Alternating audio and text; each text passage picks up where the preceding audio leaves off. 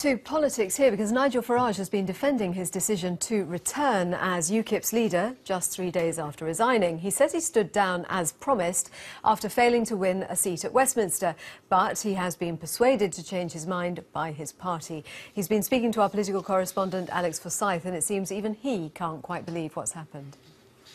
For the tape, can you introduce yourself? Nigel Farage, leader of UKIP. So you are leader of UKIP. Yeah.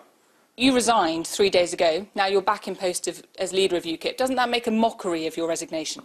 No, I resigned. I said I'd resign. I turned up to the NEC meeting yesterday with my letter in my hand, fully intending to carry that through and to put a sort of caretaker administration into place, which I proposed to our NEC, who unanimously said they didn't want me to do it. But more than that, presented me with petitions and signatures from and statements from candidates up and down the country saying no, it would be a bad thing for UKIP, we're united behind you.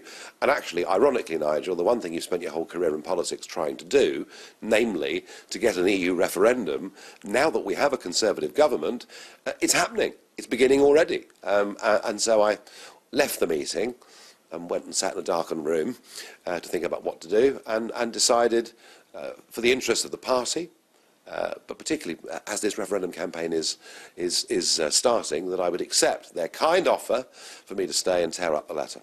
You portray yourself as a man of the people, a politician that keeps his promises when others don't. That just completely undermines all of that. It undermines your credibility as a man who keeps his word. Well, I did keep my word. I did keep my word. For 3 days. I said publicly I was going, and I was a bit surprised. I mean, in any political party, it's very, very rare for a national executive to be unanimous about something. I certainly hadn't expected it, and I hadn't expected the warmth of feeling, and quite frankly, emotion that was expressed from that meeting to me. So if the elected representatives of our membership are unanimously behind me staying and think it's a mistake for me to go, then I did tear that letter up, and it wasn't what I expected to do yesterday at all.